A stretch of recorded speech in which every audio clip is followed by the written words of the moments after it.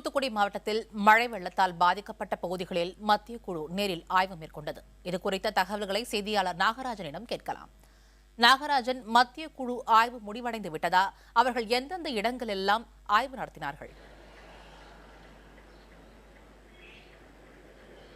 கண்டிப்பாக மும்தாஜ், அதாவது தூத்துக்குடி மாவட்டத்தில் மிகப்பெரிய அளவில் மழையின் பாதிப்பு வந்து முதற்கட்டமாக இருந்தது. அதாவது நவம்பர் மாதம் 23ஆம் தேதி மிகப்பெரிய அளவில் காற்றாற்று வெள்ளம் தூத்துக்குடி மாநகர் புறநகர் பகுதிகளில் சூழ்ந்திருந்தது. இதன் காரணமாக விளைநிலங்கள், வீடுகள் என அனைத்தும் பாதித்திருந்தன. இதில் அரசு அலுவலகங்கள் கூட தப்பிக்கவில்லை. மாவட்ட ஆட்சியர் அலுவலகம் கூட வெள்ளத்தினால் சூழப்பட்டு தான் காணப்பட்டது. அங்கு ஒரு வார காலத்திற்கு யாருமே உள்ளே நுழைய முடியாத அளவிற்கு தண்ணீர் தேங்கி இருந்தது. இந்த நிலையில் தான் தொடர்ந்து கடந்த 45 நாட்களாக ஒரு சில இடங்களில் மட்டுமே தண்ணீர் உள்ளது. மற்ற இடங்களில் எல்லாம் முழுமையாக தண்ணீர் வடிந்திருக்கிறது.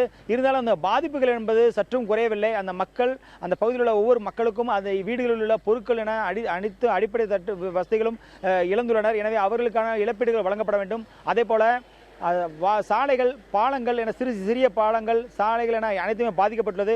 அதனை சீரமைக்க வேண்டும் என்ற கோரிக்கையும் தொடர்ந்து வலுத்து வந்தது. இந்த நிலையில் இன்று மத்திய குழுவினர் தூத்துக்குடி மாவட்டத்தில் முழுமையாக ஆய்வு செய்தனர். இதில் அதாவது தூத்துக்குடி மாநகர பகுதியில் உள்ள குறிஞ்சி நகர் பகுதியாகட்டும், அதே போல முதற்கட்டமாக எட்டயபுரம் பகுதியில் உள்ள விளைநிலங்களாகட்டும், இந்த பகுதியில் ஆய்வு செய்துவிட்டு அடுத்ததாக ஏற்கனவே இந்த பகுதியில் காலையில் வரும்போது அந்தோனியார்புரத்தில் மக்கள் உண்ணாவிரதம் இருந்தனர். அந்த பகுதியும் இறுதியில் ஆய்வு செய்துவிட்டு சென்றுள்ளனர். அவர்கள் இந்த ஆய்வு அறிக்கைகளை விரைவில் மத்திய அரசு சமர்ப்பிப்பேன் தெரிவித்துள்ளனர். மும்தாஜ், நாகராஜ், ஆய்வு மேற்கொண்ட மத்திய குழுவிடம் மாவட்ட நிர்வாகம் தரப்புல என்ன கோரிக்கை விடுக்கப்பட்டுள்ளது? அதாவது மத்திய குழுவிலிருந்து 3 பேர் வந்திருந்தனர். அவர்கள் எரிசக்தி துறை மற்றும் ஊரக வளர்ச்சித்துறை மற்றும் விவசாயத்துறை என வேளாண்மை துறை என 3 தரப்பிலிருந்து வந்திருந்தனர்.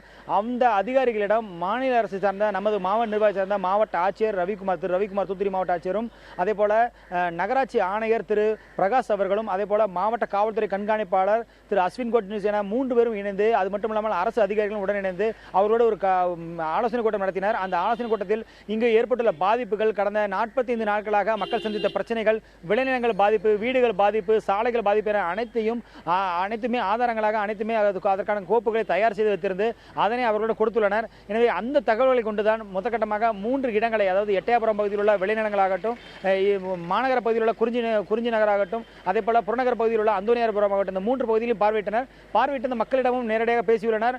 விரைவில் இதற்கான அறிக்கைகள் முழுவதுமே மத்திய அரசு சமர்ப்பிக்கும் பொழுது உண்மையான அதற்கான இழப்பீடு என்பது அந்த மக்கள் கிடைக்கும் என்று தெரிவித்துள்ளனர். இது குறித்து மாவட்ட ஆட்சியர் தெரிவிக்கும் பொழுது கூட இது முழுமையாக இந்த உள்ள சேதங்கள் குறித்து நாங்கள் மத்திய அரசுக்கு தெரிவித்துள்ளோம்.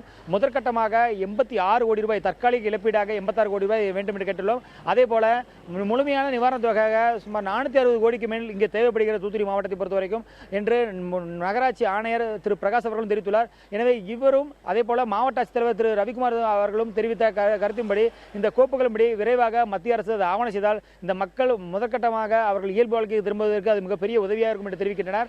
இது தொடர்ந்து அந்த பகுதி மக்கள் தெரிவிக்கும் பொழுது கூட நாங்கள் கடப்பதற்கு சாலைகள் இல்லை, வீடுகளிலிருந்து வெளியே வருவதற்கோ அவசரத்திற்கு மருத்துவமனை செல்வதற்கோ சாலைகள் இல்லாத பகுதிகள் அதிகம் காணப்படுகிறது.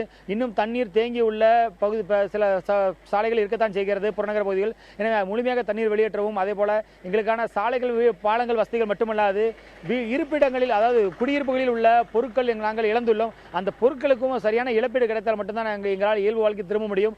5000 என்பது கண்டிப்பாக எங்களுக்கு முழுமையான நிவாரணம் ஆகாது என்று தெரிவித்துள்ளனர்.